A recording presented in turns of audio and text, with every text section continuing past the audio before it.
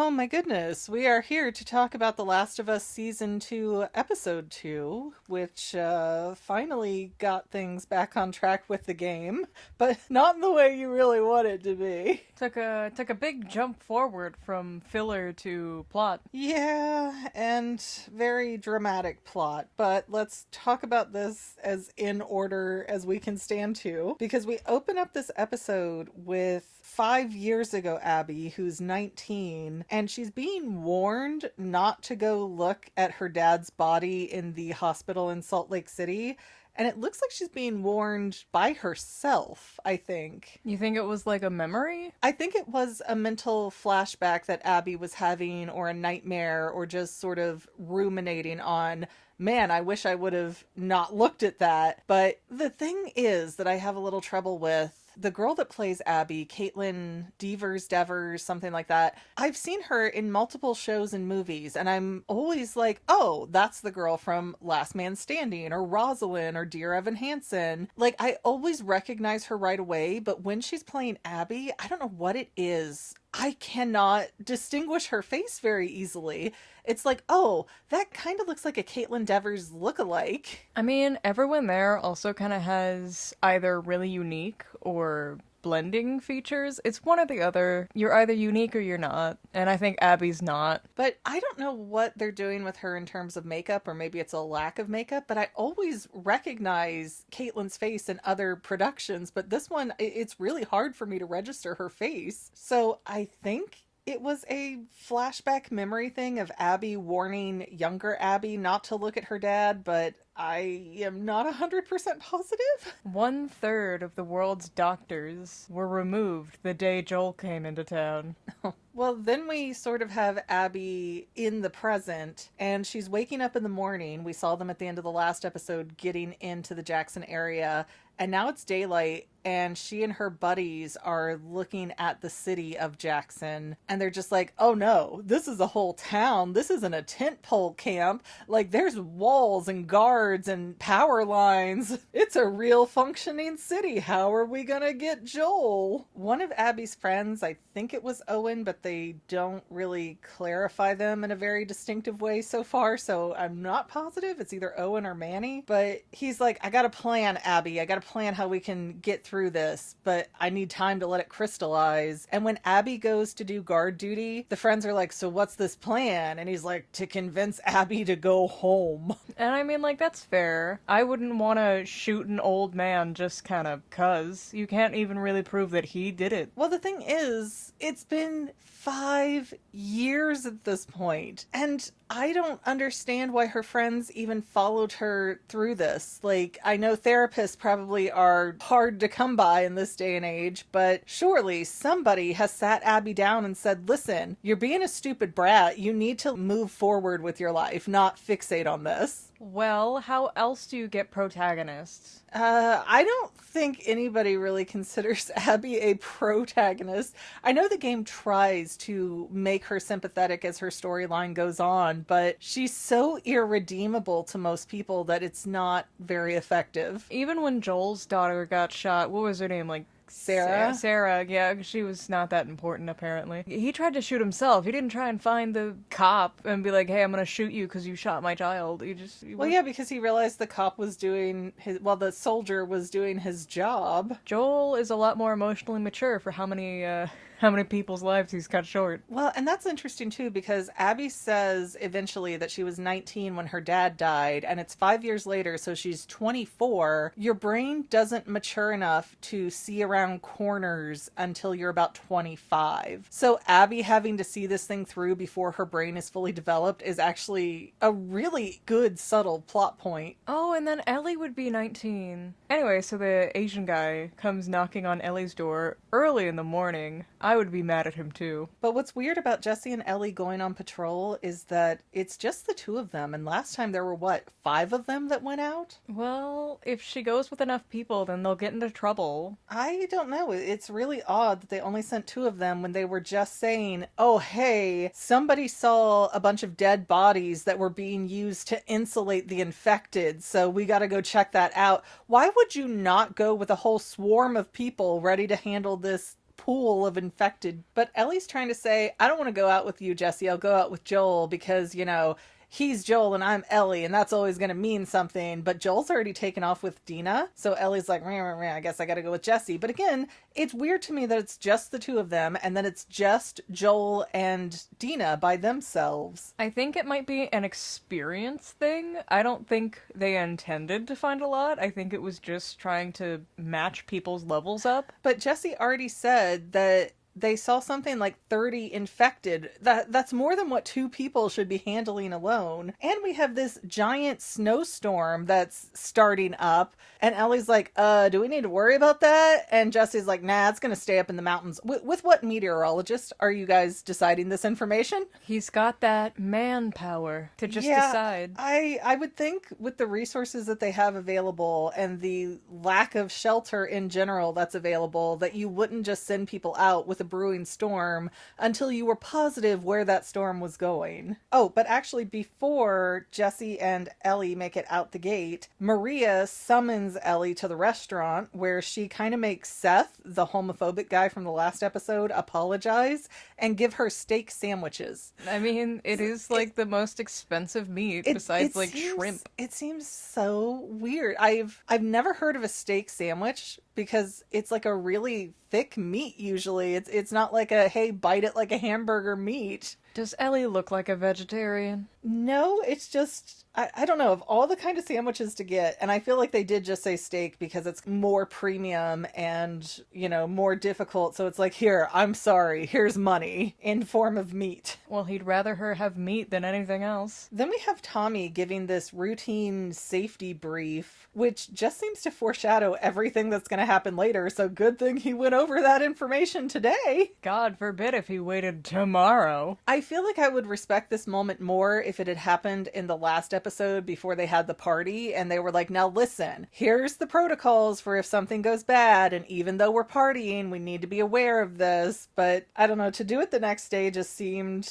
a little too on the nose with what is coming directly after. So the storm doesn't stay in the mountains, and while Abby's on patrol, I don't quite understand what she was doing. Like, she saw two people on horseback. I assume that was Joel and Dina, and so she starts trying to crawl on her belly backwards down a hill. She ends up falling like the Princess Bride and just rolling down this mountain into a mound of infected corpses that are frozen solid. She does a whole barrel roll down out of pure clumsiness. Yeah, it feels like she fell in Donkey Kong the way she just literally throwing your siblings down hills, be like. And yeah, idiot Abby. I don't understand. And because she starts walking on top of this mound of dead infected, they spring to life. And for some reason, there's like 1,000 of them down there. How? Because that's what Ellie said there might be. How did that many congregate like that under the snow? How long have they been there? Do they just keep saying, hey, send help, and they just keep getting stuck? Like, what is happening? Well, they're surviving down there. I mean, at least in Kansas City, when they had a similar thing of, oh, the ground collapsed and all these infected are down there, at least they said, yeah, we've shoved all the infected down in the sewers, so that's why they're down there in such large numbers. There's no sensible reason why they should be in the mountains like that. I'd say the biggest plot point of season 2 is that the infected are becoming smarter. The Shroomans are coming, people. It's gonna happen. One day they will replace your friends and family. The Shroomans, they will. Anyway, the infected are getting smarter. They are thinking about things. They are planning things out. They are not just stalking.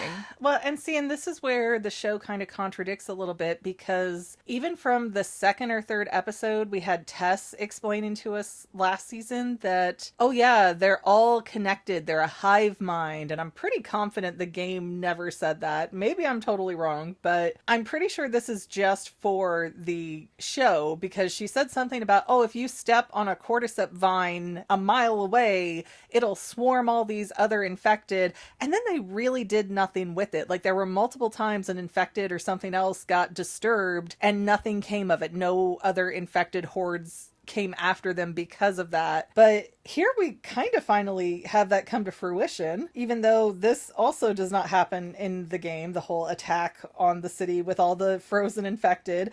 But Abby gets into this, I'm not even sure what it is, like maybe an offshoot generator area. I don't remember her running into a building. She ran up a wall, grabbed the ladder, went to the other side. Oh, right. I think that might have been like 4 wall for people escaping. She went wherever Joel and Dina were headed, and the infected are swarming her so bad they're breaking through the fence, and Joel saves her, rescues Abby, and meanwhile on the other side of this we have Jesse and Ellie, and they end up taking shelter too, but it's in a 7-Eleven full of marijuana. Moana. Make way, make way. And Jesse explains that, yeah, this was Eugene's secret stash place where he was growing stuff, which is what they were talking about in the last episode, Joel's therapist, of Eugene was her husband and he brought her these giant buds even in the dead of winter because he had this secret place that nobody else really knew about. And apparently he just stumbled into it like a year prior to him telling Jesse about it, which isn't a great timeline, but it's all we've got. And it's interesting because Eugene was a Firefly and then he quit. And apparently you can just do that because the Fireflies have no way to track you if you wander off. What are they gonna do? Look for you? They only look for you if you kill other Fireflies. Yeah, but the way Jesse starts talking about Eugene, and again, unless I'm mistaken because I've only played The Last of Us Part 2 one time, I don't believe Eugene is a character in the game, but Jesse's talking about how, oh, it's a shame that Joel had to put Eugene down like that because he got infected, and Ellie's looking really uncomfortable. So I'm wondering if that's the reason Joel and Ellie aren't talking, because Ellie was goofing around and she ended up getting Eugene hurt, and then Joel had to put Eugene down, or maybe Ellie did and Joel took the blame. But Ellie's face during that scene makes me think that that's what happened, is she did something to get Eugene ended. You know, I kind of want to think that Ellie might have a little bit of autism. Just a little. I mean, the thing is, most of us have autism in the world. It's very genetic, so it's getting harder and harder to find people that aren't spreading the autism genes. Oh, we're infecting. Yes. Yes. Look at that. We'll become one autistic hive mind. We'll live on one train, and there'll be cars dedicated to different things. Now, there's the Lego car, and the dinosaur car, and the dinosaur Lego car. You're describing Infinity Train, which does feel like an autistic just designed it. Oh... Anyways, Joel gets Abby to safety and bolts this door, but there's just way too many infected. And Dina's like, who is this? Where did this person come from, Joel? And Abby's like, Joel! And she goes for her weapon, but she lost it somewhere with the infected getting after her. So I think Abby would have offed Joel right there if she had the chance and then been demolished over it. Yeah, that feels like a very not smart way to do that. Abby is not smart. Abby is not likable. And for all the times in the last season where it's just like, oh, Ellie's so unlikable, she's so bratty, Abby is so much worse. I didn't think Ellie was unlikable. I thought she was bratty, but that's just the teen girl sass. And then for some reason, we cut back over to inside of the Jackson gates, and in the middle of this storm, they decide they're going to keep cracking open the ceramic water pipes that are filled with roots. And it's only now that someone starts digging through them and goes, oh, there's like red cordyceps wires through here. That's not good. And it seems to reroute the infected. Like, we finally have some kind of proof that these cordyceps vines are calling the other infected to it. So they all start swarming towards the city. And man, this fight does not happen in the game. Abby and her crew kind of come out of nowhere and get Joel. It's not this big confusing chaos thing. But the barrel ramps at the gates I thought were so interesting. I really thought they were going to do the Full Metal Alchemist thing where they just lower their body temperatures until they can't move and call it a day, but no, they set fire to them next to the wooden wall for their wooden town. Most of the wall is plated in some kind of metal, because no, you see it when the infected rush the gate. There are vehicles lined up near it to keep it from falling apart, but it is wood logs. No, but they're hitting against metal, so I think it does have a metal outside panel to it. But they let the infected get all the way to the wall and start ramming it before they start dropping the barrels, which I already think is a bad tactic.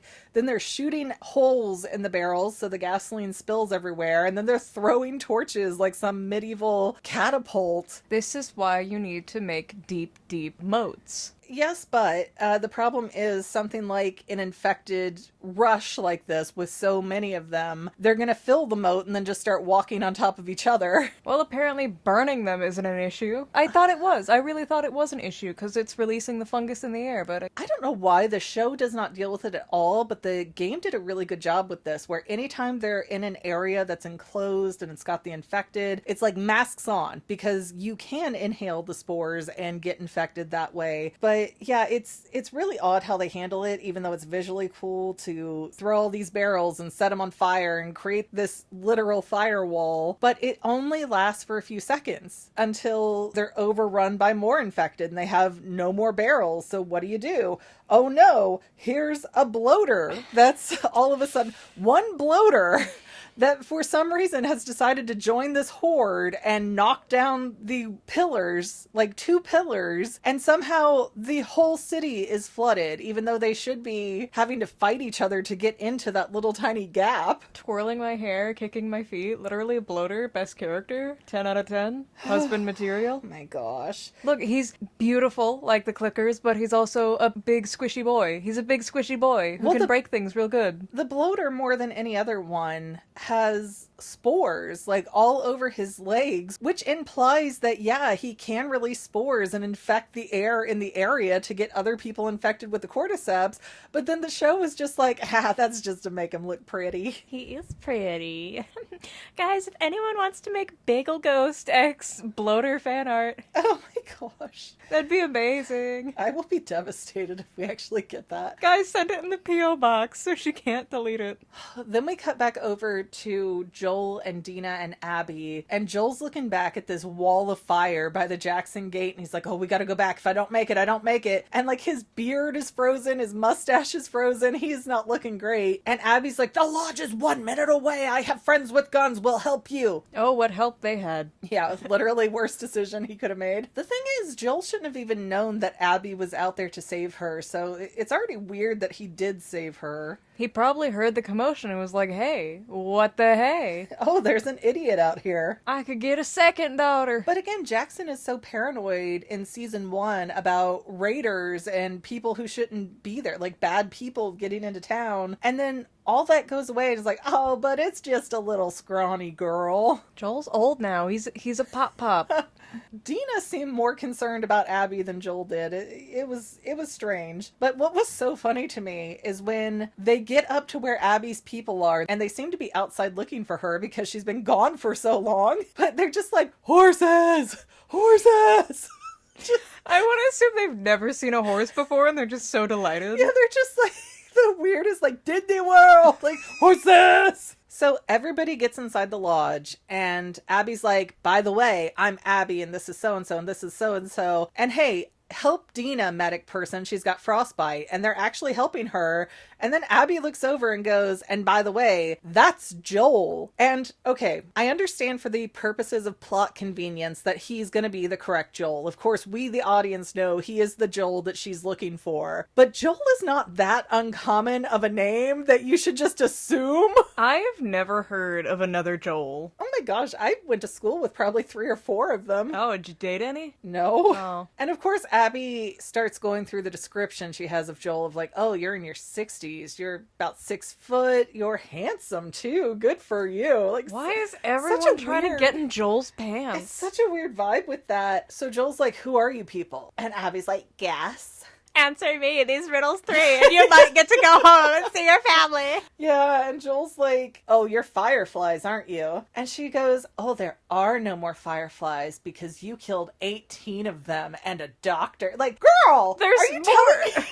There's more than 18. You're telling me in the whole of America there were only 18 fireflies left? I know Marlene was talking about like, oh man, I had this whole giant crew and everybody but me died getting here. But come on, are you telling me that they're so weak and pathetic? Okay, I mean, I guess they are because they were the most non-effective rebellion ever. They got leveled by one man in his 50s in a single day. Yeah, if there were only 18 fireflies left, I'm sorry to tell you, Abby, y'all were already circling the drain. But then they decide they're gonna put Dina under. They're gonna give her some shot that knocks her out for what they say is an hour. And I don't remember Dina being here in the game. Again, I could be wrong. Could be my memory just isn't working from 5 years ago. But Dina gets put under. All of a sudden, Abby gets irritated and shoots Joel in the shins. His prosthetic knee, he needs that. Yeah, it's actually a great visual effect. Just shoots his legs right out from under him. And then she goes, tourniquet him. Like, I'm going to make this nice and slow. And the weird thing is, Abby's like, that doctor you killed was my dad. And I looked at his brains for 17 minutes. And at no point is she ever like, why did you kill my dad? That's the weirdest thing. She wants no closure about the situation. She doesn't want to understand it in the slightest. She wants no details. And even if she doesn't really care, it's like, no, you killed him, so I'm going to kill you, eye for an eye. Okay, I kind of get that level of rage, but I would still want to know why so that it doesn't haunt me for the rest of my life wondering, hey, the one person who could give me answers, I decided to shoot his legs off and kill him. I mean, like, at least get the answer for your own personal peace. All Joel had to say was he tried to kill my daughter. Yeah, I don't understand why Joel didn't try to say, I've never killed anybody who I didn't have to, or something to that effect. Joel made no attempt to try and talk with Abby. He was just like, oh, she's got her mind made up, so let's just go ahead and get this over with. Quit wasting my time. I could be watching my stories in heaven. Oh, you think he's going up? That's very generous of you. But, this is also an interesting question because when the medic girl, and again, forgive me, I can't keep straight who their names were because she just said them all in a cluster. She looks like a Bailey. I think there was a Mel in there, but the medic girl had a backpack with a wolf that said WLF on it, and they did talk about being part of a Seattle militia. So aren't they all absent without leave right now? Aren't they all AWOL in the military, and now they really can't return without being in some major trouble because they didn't drive there? It's not like, oh, I'm gonna drive 2 hours and be back in the morning before they notice I'm gone. Like, a whole group of 5 people in this army left for 5 years. Well, no, they didn't leave for 5 years. Okay, I'm sorry, you might not be totally following the timeline. They were Fireflies in Salt Lake City. And then they went up and joined Wolf in Seattle for 5 years. That's where they've been training. And they just now, maybe a couple weeks ago, left Seattle to Wyoming to track down Joel. Yeah, it's not like they can go back because... Yeah, if they go back, they're going to be in so much freaking trouble, if not thrown out. And they can't stay here because Ellie just saw everything and they let her live. And before Abby really starts wailing on Joel, she goes, yeah, my people who trained me taught me not to kill people who can't defend themselves, but I'm going to kill you anyways. So Abby is sitting there trying to get on a high horse about principles that she does not believe in or follow. It's like, these are my principles and values until it's inconvenient. Abby is like a very early bratty teenager. She's very clearly not developed at all enough to be her she's age. Stunted. Yeah, significantly. It's insane. Why do they even follow her? Why do they listen to her? She didn't have a gun at that moment. I don't understand why they do either, because everyone seems against Abby and what she's doing and how she's behaving, yet they continue to enable her. Abby would have never made it from Seattle to Wyoming by herself. Especially not with all those runners. Yeah, they had to help her get there, and then they had to sit there and see this whole town and go, maybe we should talk her into not doing this. But then as soon as she found Joel, they're like, okay, well, let's just let her do what she wants to do, and then we can go home. Like grandparents. Yeah, it's the most insane, irrational, enabling behavior that I've ever seen, and it makes no sense why any of them are going along with it. You're like, hey, we said we didn't want to hurt anybody else, and you're going to hurt these other people? Like, shut up. You're not the boss, Abby. You're literally the smallest person there in the show. Wasn't she so unbearably buff in the game? Yes. Like I said before, she was like Susan Strong in Adventure Time. Like, she was like, wow. And she was a gigantic beast. But the actress they chose, and I don't think the actress herself is a bad choice, but she is so tiny comparatively. Well, because how are you going to sympathize for her if she's not pretty? Well, but here's the problem. Abby, in the rest of her story, if the show follows it the same way that the game did, Abby is going to save somebody who's in a different group than her, that's in the group against her group. And that's supposed to be like her redeeming thing, is that she finds this trans person and it's a little tiny kid and she's protecting this kid because she's this big beast of a person. I don't think it's going to translate the same if they're following that same story path. You know, call me crazy, but I think killing the most experienced person for a town is not the same as protecting a little kid for a few hours. Well, it is more complicated than that with how the relationship goes with the trans kid, but it's supposed to be like Abby's redeeming qualities, that she has this heart for this kid and she Just the one.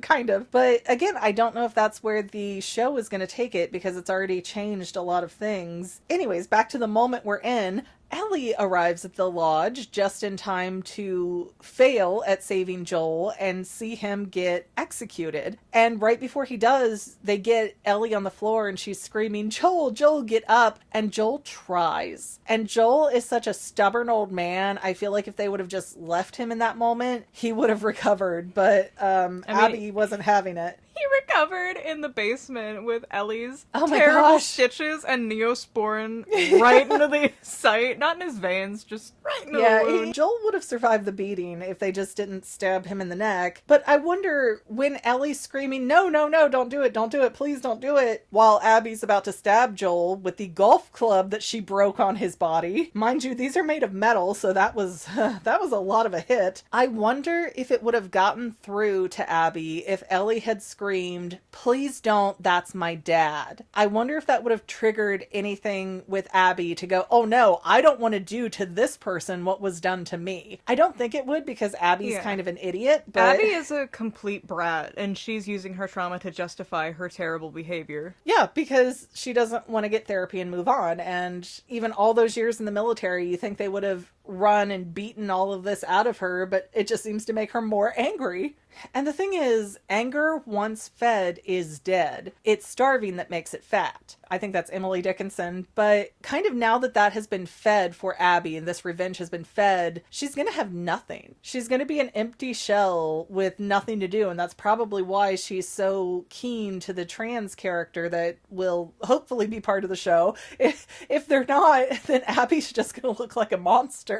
Abby's terrible. I don't think saving one child is worth all the trauma that she just inflicted. There are definitely things that Abby does that make her sympathetic. And there's flashbacks with her dad that make you feel bad for that loss. But I agree. She is so over the top with hunting down Joel that I don't think most of the gamers ever forgave her. When Joel is finally dead and everyone leaves, Ellie crawls to his body and sobs over him, which is very sad. Well, yeah, she's having a moment. Her dad just died. She lost her dad. Does it remind you of the time you had to put down your girlfriend? Wow. Poor Ellie. Ellie has nothing. Well, and that's the thing. It's not just losing someone, because that happens constantly in this world. It's losing someone to something other than the infection. It's losing someone to anger and pettiness that did not need to be.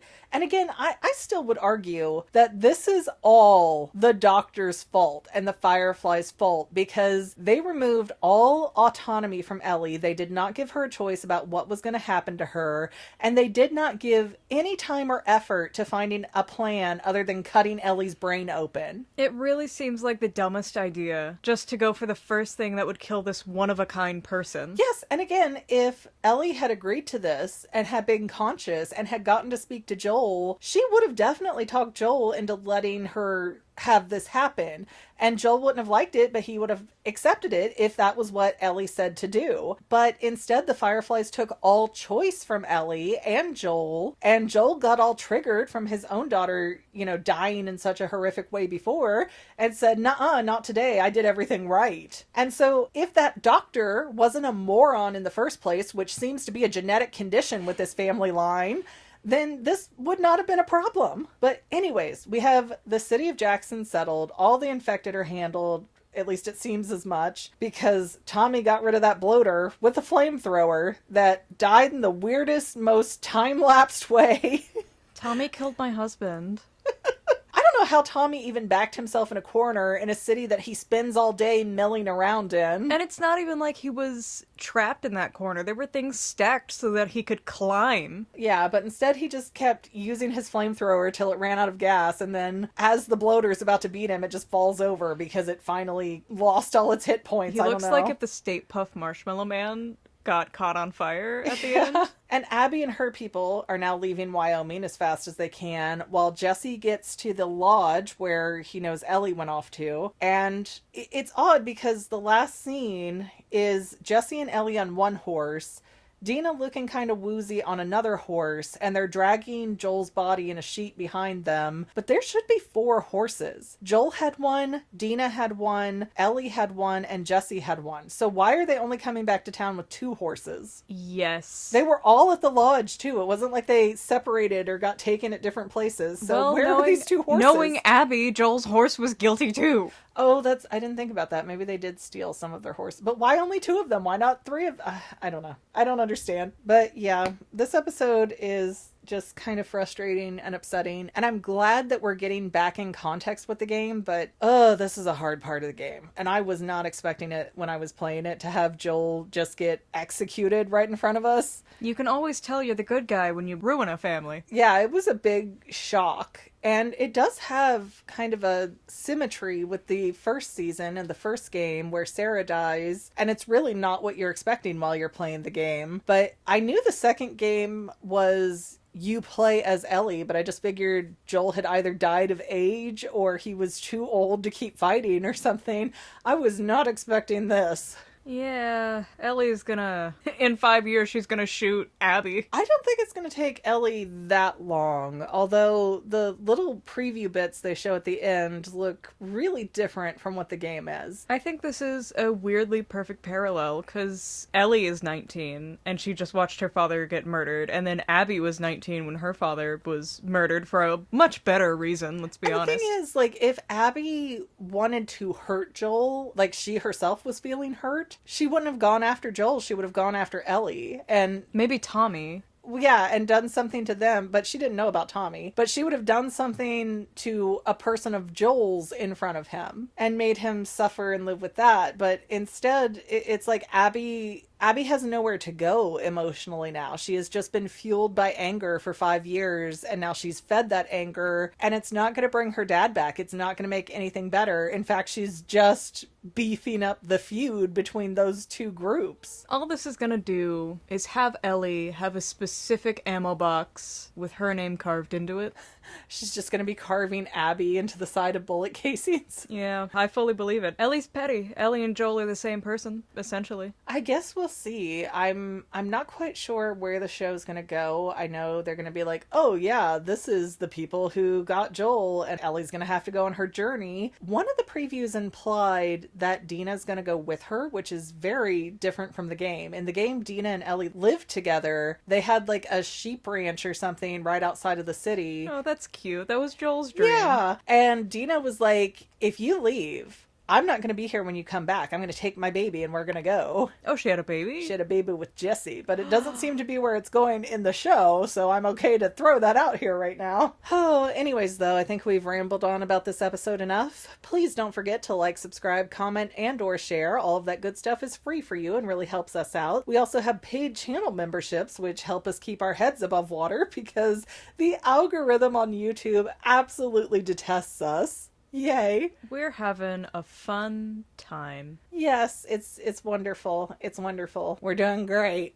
Okay, we will see you next week with the next episode, guys. Bye. Bye. And to any of my members here on YouTube, a huge bottom of my heart thank you for all of your help and support. If you would like to become a paid channel member, there is a link in the description below. Thanks again, guys. Love you. Well, family members, we're almost done, but I want to invite you to hang out with me in some other places. I'm on Twitter and Instagram as my own personal self, and I have a Facebook page too, but I mostly just post photos over there. And sometimes people say, hey, McGann, I want to mail you something. How do I do that? Easy. Just click the About tab on my channel page, and my most current P.O. Box info will be right there. I also run another channel, The Family. It's really a hodgepodge channel where we might post anything. Oh yeah, and I also sell shirts and stickers and stuff with the Family and the Fangirl logos. If that is your cup of tea, I have a link in every description of every video. Finally, if you want to help out the Fangirl channel and make sure I'm putting out video essays for years to come, the best way you can help is by subscribing and watching more of my videos, whether they're new, old, whatever. Maybe even share one or two on social media, help spread the word. People who watch to the end of videos like you helps to tell the site, hey, this is a good video, we should recommend it to other people. So if you made it this far, leave me a comment of something like, hey, I made it to the end. Love ya.